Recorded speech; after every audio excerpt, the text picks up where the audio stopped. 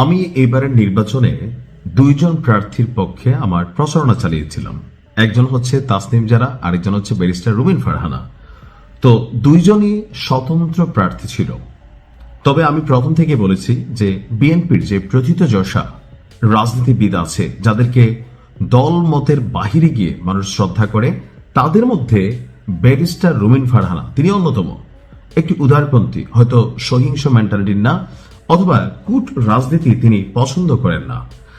কিন্তু সবাইকে অবাক করে দিয়ে যখন রুমিন ফারহানা তিনি বিএনপির মনোনয়ন পেলেন না, পুরো সিস্টেমের মধ্যে একটা ঝড় উঠল। কেউ বলল যে বিএনপি এটা ভুল সিদ্ধান্ত ছিল।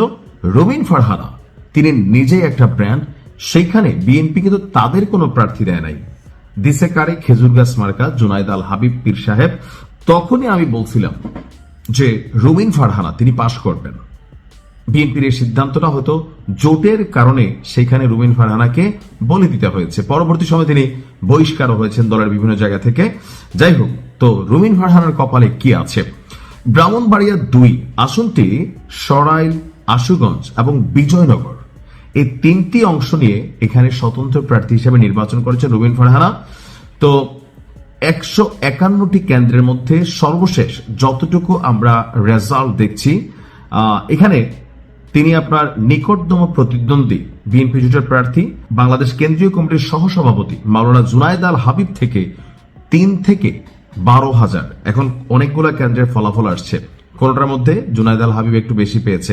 তবে টোটাল আমি যতটুকু দেখছি যে এই পর্যন্ত ধরেন 30% কেন্দ্রের রেজাল্ট আসছে। এখানে ভোটের ব্যবধান প্রায় 4,500-5,000, আর সামনে এই সংখ্যাটা বাড়বে। রুমিন ফারহানাদের সংসদে দরকার আছে ভাই, আপনি যে যাই বলেন। তবে আমার মনে হয় যদি বিএনপি এই আসনে এই জোটের খেলাটা থেকে বের হয়ে আসা রুমিন ফারহানাকে দিত, বিষয়টা একটু দৃষ্টিনন্দন হইতো। তবে যেটা হয়েছে এটা কি খারাপ হয়েছে? না। রুমিন ফারহানা তিনি একাধারে সমালোচক, একজন কড়া সমালোচক, কিন্তু পাশাপাশি তিনি নিজে একজন ব্যারিস্টার, তার নিজস্ব একটা ফ্যান বেস আছে, পারিবারিক একটা রাজনীতির ঐতিহ্য আছে। তো তারপরেও তিনি এখানে বিএনপির যে জোটের পলিসি, তো অনেক জায়গায় এরকম হয়েছে যে ধরেন জামাত এনসিপির জোটের পলিসির কারণে অনেক জায়গায় যে মানুষ দাড়ি পাল্লার জন্য অপেক্ষা করছে, সেখানে শাপলা খুলে ঢুকে গেছে, সমর্থকরা কান্না করছে, কারণ এই প্রার্থীকে তারা চিনে না বা পছন্দ করে না, হুট করে একজনকে দিয়ে দিছে। এখন দলের সিদ্ধান্ত ফাইনাল।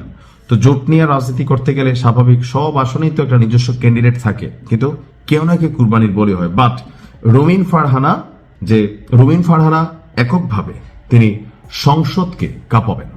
আবার ক্ষমতায় বিএনপি যাচ্ছে, বাকিরা বিরোধী দলে থাকবেন। তো নিজের দলের হইলে হয় কি, বাংলাদেশের কনস্টিটিউশনে বা আমাদের এই রাজনৈতিক দলগুলোর মধ্যে একটা সিস্টেম আছে কি, নিজের দলের বিরুদ্ধে কোনো সিদ্ধান্ত আপনি না করতে পারবেন না। তো এরকম কিছু ফ্যাক্ট আছে। তো সেই ক্ষেত্রে আমার কাছে মনে হয় বাংলাদেশ রাষ্ট্রের জন্য যা ভালো, কল্যাণকর, সেটাই ব্যারিস্টার রুমিন ফারহানা করবেন। হাস্যোজ্জ্বল লাস্যময়ী রুমিন আপার জন্য অগ্রিম শুভেচ্ছা।